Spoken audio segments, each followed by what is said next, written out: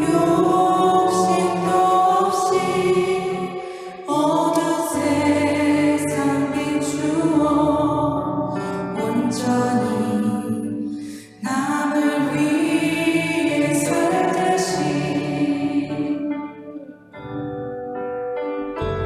나의 인생에 꿈이 있다면 이 땅에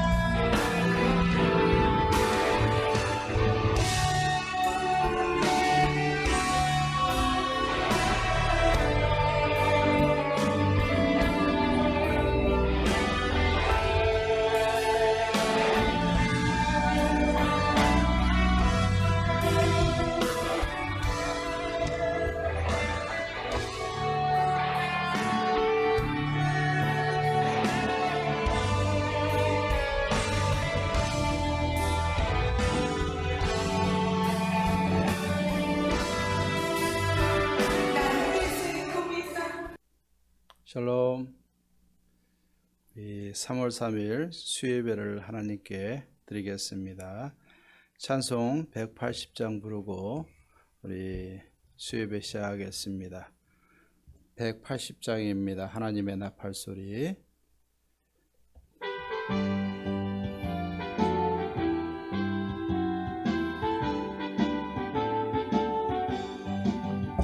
하나님의 나팔소리 천지 진동할 때에 예수 영광 중에 구름 타시고 전사들을 세계 만국 모든 곳에 보내어 구원 얻을 성도들을 모으리.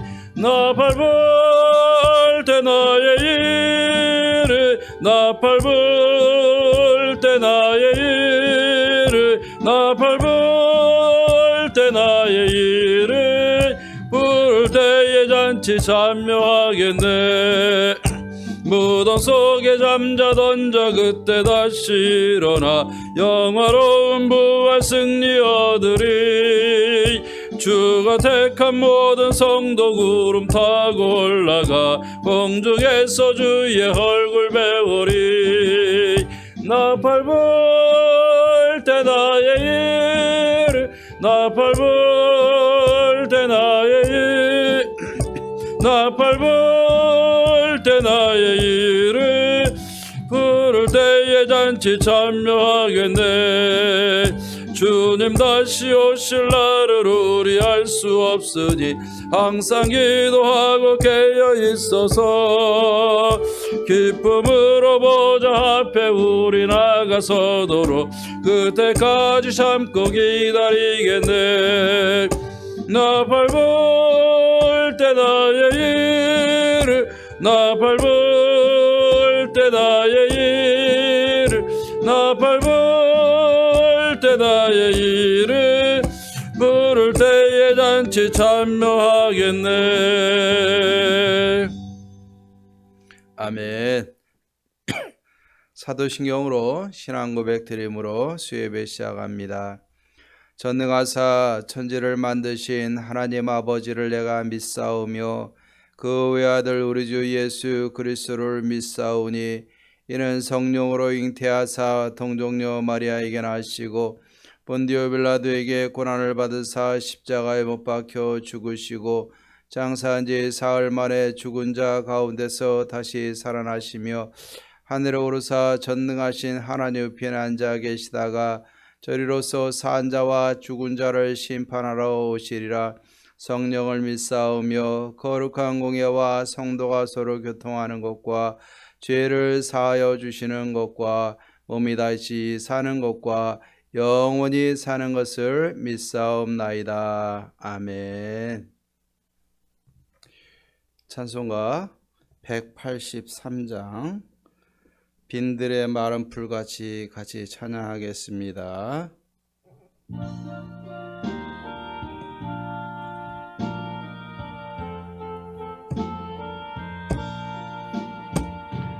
빈들의 마른 풀같이 시들은 나의 영혼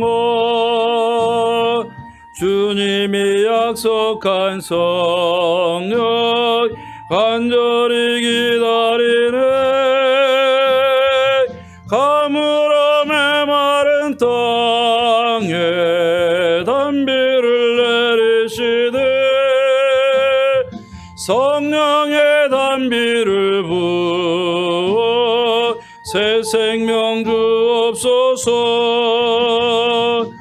반가운 빗소리 들려 산천이 춤을 추네.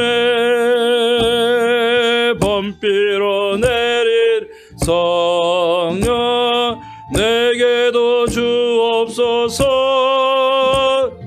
가물어 메마른 땅에 단비를 내리시되 성령의 단비를 부어 새 생명 주옵소서. 절 따라 우러를 내려 조목이 무성하니 갈 갈급한 내 심령 위에 성령을 부소서. 가물어 메마른 땅에 단비를 내리시되 성령의 단비를 부어 새 생명 주옵소서. 절 따라 우러를 내려 조목이 오늘의 흡족한 은혜 주실 줄 믿습니다. 가물어 메마른 땅에 단비를 내리시되 성령의 단비를 부어 새 생명 주 3절 4절 합니다. 절 따라 우러를 내려 조목이 무성하니 갈급한 내 심령 위에 성령을 부소서. 가물어 메마른 땅에 단비를 내리시되 성령의 단비를 부어 새 생명 주옵소서. 참되신 사랑의 언약 어길 수 있사오랴. 오늘의 흡족한 은혜 줄 믿습니다. 가물어 메마른 땅에 단비를 내리시되 성령의 단비를 부어 새 생명 주옵소서. 아멘. 아멘. 우리 하나님의 말씀 보겠습니다. 역대상 10장 우리 13절 14절 말씀 보겠습니다. 역대상 10장 13절 14절 말씀입니다. 봉독해 드리겠습니다. 사울이 죽은 것은 여호와께 범죄하였기 때문이라.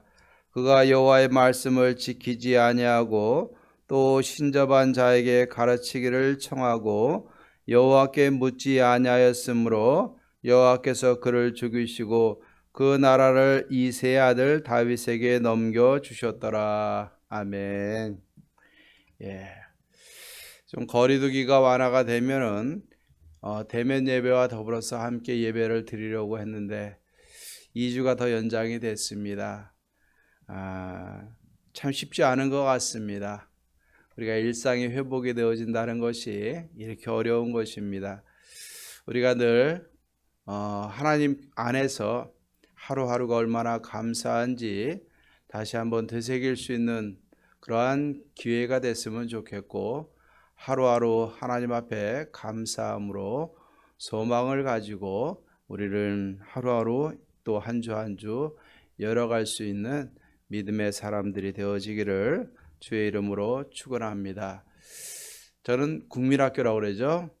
초등학교 때부터 시작을 해서 중학교, 고등학교 때까지 소풍을 가면 주로 가는 곳 중에 하나가 능, 예전에 있는 왕릉이나 왕자들의 능에 소풍을 갔던 것을 보게 됩니다.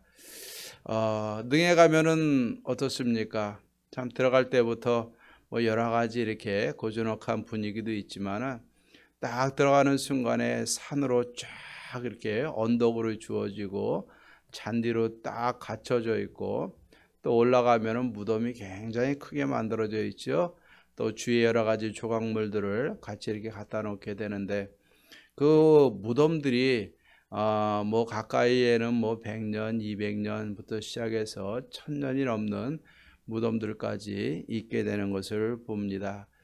역사는 지나갔습니다. 하지만 그 무덤이 남아가지고 그 왕이 어떤 인물이었는가, 또 어떤 사람이었는가, 그 사람이 어떤 일들을 행했는가, 악인인가, 선인인가를 기억하게 하고 또 후대 사람들은 그것을 평가하게 되는 것을 봅니다. 저와 여러분들은 하나님 앞에서 또 사람들 앞에서 우리가 어떤 평가를 받는 어떠한 사람으로 우리가 살아가고 있는가 한번 돌이켜 보십시다. 하나님 앞에도 인정받고 내 가족이나 세상에 있는 모든 사람들에게 참 좋은 사람이었다, 선한 사람이었다. 또 우리 믿음 안에서는 참 하나님의 사람이었다, 또 믿음의 사람이었다라고 우리가 인정을 받게 되는 길을 주의 이름으로 축원합니다. 한 사람이 인생의 죽음으로 끝나는 것이 아니라 그의 평가가 영원토록 주어지게 되는데, 이 세상이 존재하는 한에 주어지게 되는데, 사람들의 입에 오르내면서 악한 왕이었다, 잘못했다 이런 얘기 들으면 얼마나 비참하겠습니까? 오늘 이 10장을 보면서 우리가 우리 자신들의 위치한 모습과 나의 삶의 모습을 다시 한번 되새겨 볼 수 있는 그러한 은혜의 시간이 되기를 주의 이름으로 축원합니다. 이미 앞에서 말씀드린 것처럼 사울의 족보가 두 번이나 언급이 되어져 있어요. 하나는 이 포로 후에 이 이스라엘 백성들이 새로운 역사를 시작함에 있어서 앞에 모든 역사를 종결하는 의미에서 기록이 되어졌고, 오늘 여기 10장에서부터 보면은 29장까지 이 다윗의 역사, 하나님의 왕권이 세워지게 되는데, 그 서론으로서 오늘 사울 왕의 죽음이 기록되어져 있는 것을 보게 됩니다. 결국 이것은 무엇이냐면은 사울의 이 다윗의 왕권이 이스라엘의 그 정통성을 이어받고 있다는 사실을 우리는 기억해야 될 것이고, 또 사울의 왕권이 어떻게 실패되어졌고 또 다윗의 왕권이 어떻게 세워지며 그 위대함이 어디에 나타나는가를 우리는 잘 기억해야 될 줄로 믿습니다. 역대상에서 기록하고 있는 다윗의 모습을 우리가 한번 기억해 보면은, 사무엘서에서 보면은 다윗도 범죄함으로 진짜 울며 처절하게 금식하고 기도하고 그거 많은 고통을 통해서 이게 인간적인 모습을 보게 됩니다. 물론 그 가운데서 하나님 앞에 회개하고 바로 섰기 때문에 그는 위대한 왕으로 세워지게 되는데, 사무엘서에 보면 이렇게 인간적인 면에 대해서 적나라하게 기록이 되어져 있지만 역대서에서 보면은 다윗의 이런 그 흠 있는 모습들은 좀 제하고 오히려 흠 없는 온전한 모습만 기록을 하고 있는 것을 봅니다. 이것을 통해서 이 다윗 왕이 하나님 앞에 어떻게 선한 왕으로 세워졌는가를 보여주고 있습니다. 다윗은 혼란한 이스라엘을 바르게 세우고 통일 왕국을 건설한 것이 이 다윗입니다. 또 더 나아가서 대외 정복 사업을 통해서 이 하나님의 땅, 약속의 땅과 그 왕권을 주의 열강들에게까지 확대하는 그러한 모습을 보게 됩니다. 더 나아가서 하나님의 언약궤를 예루살렘으로 또 안치하게 되고, 또 성전 건축을 못했지만 건축하는 작업을 다 스스로 준비하는 모습을 봅니다. 이 모습 속에서 다윗은 하나님 제일주의로 분명히 살아가고 있는 것을 봅니다. 다윗은 용감무쌍한 무장이요, 용장이요, 또 위대한 예술가요, 또 위대한 정치가로서의 모습을 보여줍니다. 하지만 다윗에 대한 최고의 평가는 하나님 앞에 합당한 자로서 진짜 믿음의 사람이었다라고 평가를 하는 것을 기억해야 됩니다. 우리도 하나님 앞에서 다 우리가 좋지만은 진짜 믿음의 사람이었다라는 평가를 받을 수 있는 우리 예언의 모든 성도님들 되기를 주의 이름으로 축원합니다. 자, 오늘 여기 말씀에 보면은 사울 왕이 죽는 모습이 등장을 해요. 왜? 이 역대기의 이 여기 주인공은 다윗이기 때문에 이 사울에 대한 세세한 기록은 다 배제하고 사울이 어떻게 죽었는가, 그 사울의 죽음만 오늘 그 최후의 모습만 기록하고 있는 것을 봅니다. 오늘 이 말씀을 통해서 하나님의 말씀을 거역하고 하나님을 배반한 자의 말로가 죽음이 어떻게 주어지는가를 우리는 깊이 묵상을 해야 될 것입니다. 그리고 또 이 사울 왕정이 실패함을 통해서 인간들이 세운 이 왕정 제도가 후에 실패하게 될 것이라는 것을 사실은 보여주고 있는 것입니다. 다윗 왕권도 인간의 왕으로서 위대한 모습은 보였지만 그의 왕권도 멸망하게 되고 포로 가운데 끌려가게 되는 것을 보게 됩니다. 그리고 예수 그리스도에 의해서 이 진짜 하나님의 왕권이 세워지는 것을 우리는 기억해야 될 줄로 믿습니다. 자, 오늘 이 말씀을 보면서 오늘 본문을 통해서 우리가 이 사울의 최후가 어떤가를 우리가 한번 보십시다. 1절에서 6절 말씀해 보면은 사울의 죽음이 기록이 되어져 있어요.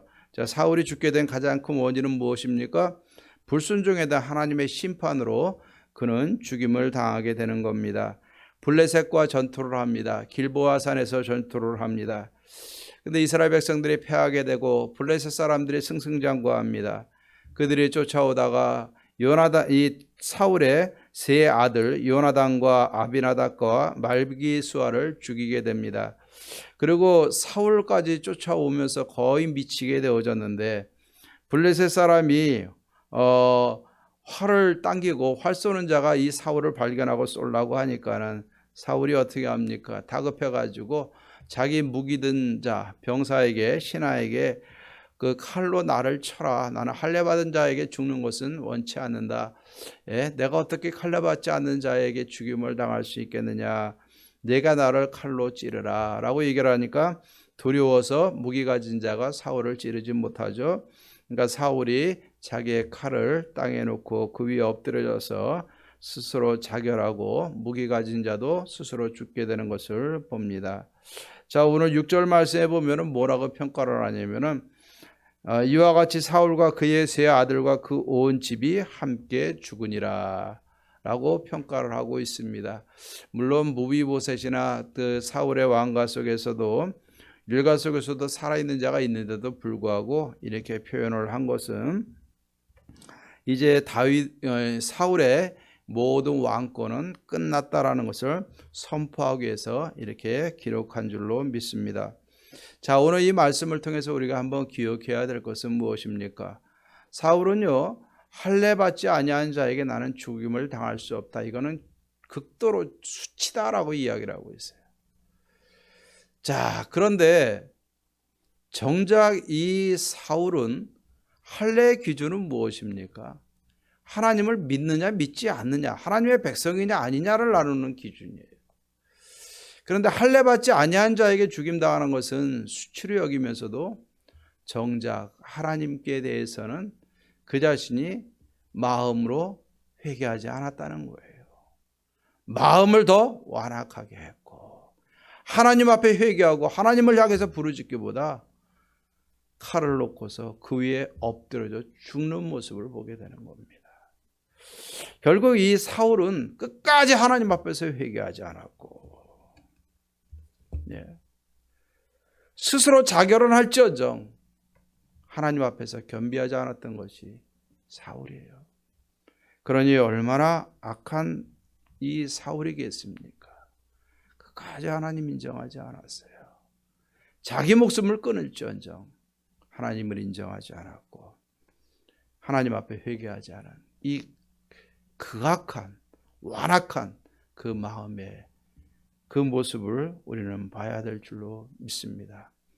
최고의 수치는 세상 사람으로부터 수치당하는 것, 그것보다도 하나님 앞에 우리가 인정 못 받는 것이 최고의 수치라는 것을 깨달아야 될 줄로 믿습니다. 이것이 우리 믿는 자에게 있어서 최고의 수치라는 겁니다. 그렇기 때문에 내가 이 죄라는 것을, 죄를 범할 때 죄인이라는 이 수치를 빨리 깨닫고 하나님 앞에 회개하고 돌이킬 때 그 사람이 나약한 것이 아니라 하나님이 인정하는 믿음의 사람이 되게 된다는 것입니다. 마음을 완악하게 하고 하나님 앞에 회개하지 않는 모습이 우리 믿음의 사람에게 있어서는 최고의 수치고 하나님이 가장 싫어하는 모습이라는 것을 우리는 꼭 기억해야 될 줄로 믿습니다. 그리고 이 사울의 7절부터 오늘 12절 말씀에 보면은 이 사울이 죽어 장례되는 모습을 통해서도 하나님의 이 심판은 죽음으로 끝나지 않았어요. 죽음 후에도 사울은 진짜 철저하게 비참한 굴욕을 당하게 되는 거예요. 전쟁에서 이기면 어떻게 합니까? 다니면서 전리품을 취하게 되죠. 옷이나 금은 폐물이나 여러 가지 것들을 전리품을 취하게 되는데 이 전쟁에서 이기고 죽은 자들의 갑옷을 벗기고 전리품을 취하는 중에 사울과 세 아들이 죽은 것을 보죠. 그 가운데 어떻게 합니까? 그 갑옷을 벗겨서 어디다 놓습니까? 예, 이방인의 신전에 두게 되고 또 사울의 머리를 잘라가지고 오늘 여기 보면은 다곤 신전에 두었다라고 이야기를 하고 있어요. 10절 말씀에 보면은 이렇게 기록을 하고 있는데 이 모습 한번 보세요. 사울은 죽은 것으로 끝난 게 아니라 죽었어도 그의 갑옷이 이방인의 신전에 있었고 그의 모가지가 머리가 이방신의 다곤 신내 그 신전 다곤 신 앞에 매달려 있는 이 모습을 한번 보시기 바랍니다. 사울은 죽어서도 그 죽음도 철저하게 굴욕을 당하고 비참한 모습으로 세워지게 되는 것을 봅니다. 우리가 한번 기억해 보십시다. 이스라엘 백성들이 전쟁에 나가서 블레셋과의 전투에서 언약궤를 뺏겼죠. 언약궤를 뺏긴 다음에 이 언약궤를 어디다 놨습니까? 다곤 신전에 놨어요. 그랬더니 하나님이 그 밤에 어떻게 하셨습니까? 다곤 신전을 꼬꾸라뜨려 버리셨어요. 그래서 다곤 신이 엎어져 가지고 그 얼굴 신상의 얼굴이 땅에 처박힌 겁니다. 예? 블레셋 사람들이 두려워서 다시 한번 세워놨어요. 그 이튿날 가보니까 다곤 신전이 언약궤 앞에 또 꼬꾸라져 엎드러져 있는 거예요. 그래서 어떻게 합니까? 이번에는 꼬꾸라졌는데 그 머리가 잘라지고 손목이 잘라져 가지고 머리는 문지방에 가 있고 손목은 다 잘라서 내동댕이 쳐져 있고 다곤 신상에 몸뚱이만 남게 되는 거예요. 예. 하나님의 능력은 이런 겁니다. 하나님의 언약궤가 이방 신전에 사람이 만든 신상이지만 하나님은 그 신상을 꼬꾸라뜨렸고 머리를 잘라버렸고 손발을 잘라버리고 몸뚱이만 남고 오히려 이 이방 신상에게 굴욕을 준 것이 하나님의 언약궤입니다. 우리 그리스도인들은 깊이 깨달아야 돼요. 내가 하나님 앞에 온전하게 섰을 때 세상 사람들을 부끄럽게 하지만 내가 하나님의 사람으로 온전하지 못했을 때는 하나님 앞에도 부끄러움을 당하는 것이고 세상 사람들에게도 부끄러움을 당하게 되는 것이고 살아서도 죽어서도 부끄러운 존재가 되어지게 되는 것입니다.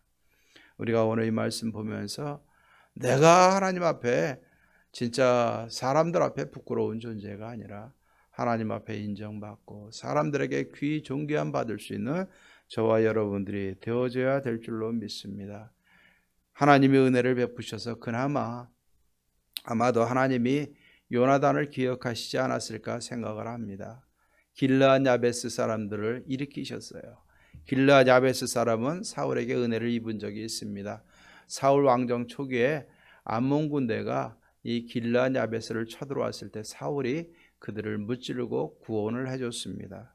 이 길르앗 야베스 사람들이 일어나서 가서 용사들이 다 일어나서 싸워가지고 사울과 그 아들들의 시체를 거두어서 여기 보면은요 야베스로 가져다가 그곳 상수리 나무 아래에 장사하고 7일 동안 금식하고 애통해하는 모습을 보게 되는 것입니다.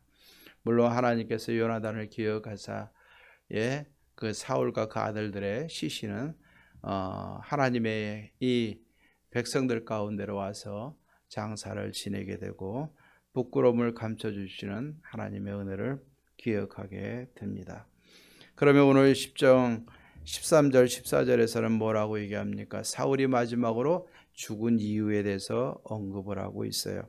우리가 8장에서도 살펴봤어요. 사울이 어떤 반역을 저질렀는가 여러 가지로 이야기하고 있지만 오늘 여기 13절, 14절에 나오는 이 이유만 오늘 중점적으로 살펴보고 마무리를 할까 합니다.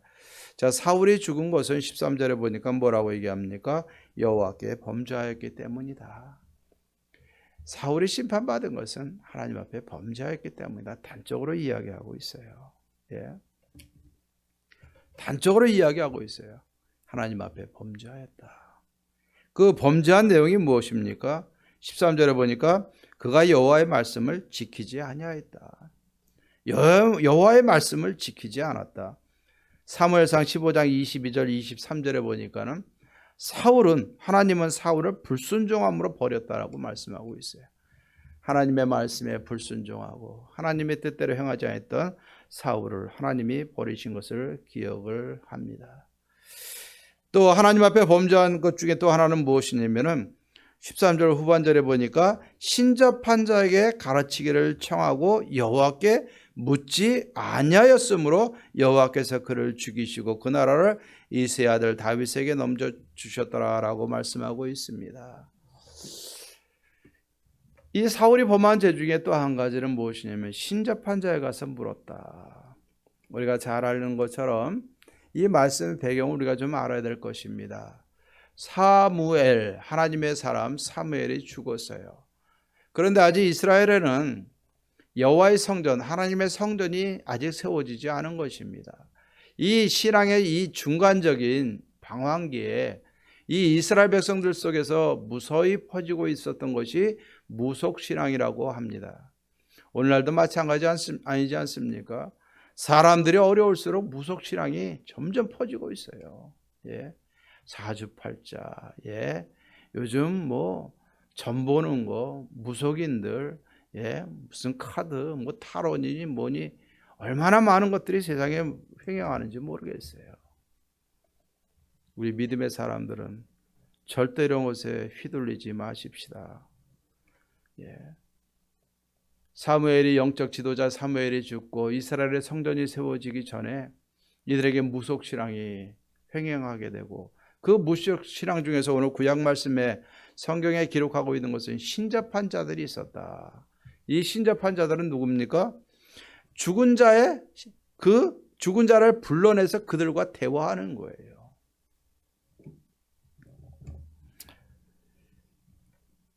요즘도 그러죠. 죽은 자를 불러낸다. 다 거짓말입니다. 사탄의 농간이고 사탄의 괴계입니다. 사울은 처음에는 어떻게 했습니까? 예, 사울은 처음에 어떻게 했습니까? 사울도 처음에는요.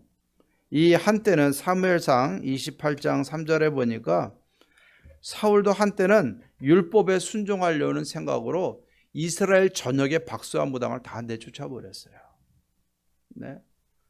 하나님 앞에 열심을 내니까 박수와 무당을 이스라엘 땅에서 다 내쫓아 버렸어요. 그런데 사무엘이 죽고 그가 하나님을 거역하니까 이제 남은 것은 그가 스스로 누구를 찾아갑니까? 신접한 자를 찾아가는 거예요. 누구를 불러냈죠? 사무엘을 불러냈다라고 기록하고 있지 않아요. 예. 그가 이제는 쫓아냈던 그 무당과 예? 신접한 자를 스스로 찾아가서 그 앞에 조아려서 예? 신접한 자에게 사무엘을 불러달라고 이야기를 하는 이 비참한 모습을 우리는 성경에서 기억을 하고 있습니다. 여러분들 이런 적극적인 범죄를 통해서 하나님은 사무엘을 이제는 죽게 만들고 심판하시고 그 왕권을 이새의 아들 다윗에게로 넘겨주시고 있는 것을 기억을 하십시다. 자, 오늘 이 말씀을 보면서 나의 현재의 모습을 한번 보십시다. 하나님만 섬기고 있습니까? 하나님을 바로 섬기고 있습니까? 하나님의 말씀 묵상하고 하나님의 말씀대로 순종하며 살아가고 있습니까? 우리가 무엇인가 결정을 할 때 우리 문제 앞에서 먼저 하나님 앞에 기도하고 하나님 앞에 물어보고 결정하고 살아가고 있습니까? 아니면 내 뜻대로 행해놓고서 하나님 앞에 기도하고 있습니까? 아니면 기도하는 자체를 잊어버리고 내 마음대로 내 뜻대로 막 살고 있습니까? 우리가 분명히 기억하십시다. 하나님은, 예수님은 우리의 삶의 걸림돌이 아닙니다. 하나님은 무한하신 아가페의 사랑, 무한한 사랑으로 우리를 사랑해 주신 분이 하나님이세요. 그 예수님은 십자가에 달리시기까지, 물과 피를 다 쏟으시기까지 우리에게 다 부어주신 분이 주님이세요. 그런데 한번 생각해 보십시다. 우리가 이 신앙생활하는 것이, 하나님의 자녀로서 살아가는 것이, 하나님과 예수 그리스도의 십자가가 내 삶의 걸림돌이 되어지면, 여러분, 우리는 바른 신앙의 모습을 갖고 있다고 우리는 생각할 수 없지 않겠습니까? 성경에서 말씀하셨어요. 모퉁이 돌인 예수 그리스도께서 믿지 않는 자들에게는 어떻게 합니까? 걸림돌이 되어지고 떨어지는 무서운 돌이 되어지는 겁니다. 그래서 이 머릿돌이신 예수 그리스도 앞에 믿지 않는 자들은 와서 걸려서 무너질 것이고, 이 머릿돌이 그 위에 떨어지면 부서지게 되는 겁니다. 하지만 우리 하나님의 사람들에게 있어서는 하나님은 소망이고 예수 그리스도는 소망이에요. 우리의 생명의 소망이고 구원의 소망이고 인생의 가장 귀한 소망이 되어지는 줄로 믿습니다. 그런데 내 속에서 이 갈등이 일어나고 세상의 욕심과 나의 욕심이 탐욕이 나를 지배하게 되면은, 이 무한하신 하나님과 십자가에 달리신 예수 그리스도와 성령님의 그 역사하심이 내게 복이 되는 것이 아니라 나를 힘들게 하는 걸림돌이 되어져요. 하나님이 내게 걸림돌이 되어진다. 십자가의 길은 내게 걸림돌이 되어진다. 예? 하나님 앞에 예배함이 내게 걸림돌이 되어진다. 인생의 문제가 내게 걸림돌이 되어진다. 그 속에서 우리가 하나님이 내게 걸림돌이 되어진다고 생각할 때는, 이 믿음이 나를 힘들게 한다는 생각이 들어갈 때는 우리의 믿음 회개하고 돌이키십시다. 하나님의 사랑은 우리의 소망이 되어지고 예수 그리스도의 십자가의 사랑은 우리의 영원한 소망이 되어지는 줄로 믿습니다. 하나님의 신인 성령님은 지금도 나를 악으로부터 지켜주시고 하나님의 뜻대로 살아갈 수 있도록 인도해 주시는 믿음의 원동력이고 힘이고 그 자체입니다. 오늘도 우리가 믿음의 길에서 벗어나지 마십시다. 하나님과 세상 사람들 앞에 진정한 하나님의 사람이라고 인정받을 수 있는 저와 여러분들, 또 이 땅에서 많은 하나님의 영광 드러낼 수 있는 참된 믿음의 사람들이 되기를 주의 이름으로 축원합니다. 이제 봄이 되어졌습니다. 여러분들, 막 눈도 오죠, 바람도 불죠, 날씨 기온차도 심하죠. 하지만 이 어려운 상황에서도 여러분, 생명은 태동됩니다. 우리가 아무리 세상이 어려워도 우리가 이 시기 믿음으로 잘 일어나가면 하나님의 생명력이 저와 여러분의 삶을 통해서, 우리 교회를 통해서 무섭게 일어날 줄로 믿습니다. 한 주간 승리하시고 또 주일 예배 때 만나겠습니다. 기도하겠습니다. 하나님 아버지, 감사합니다.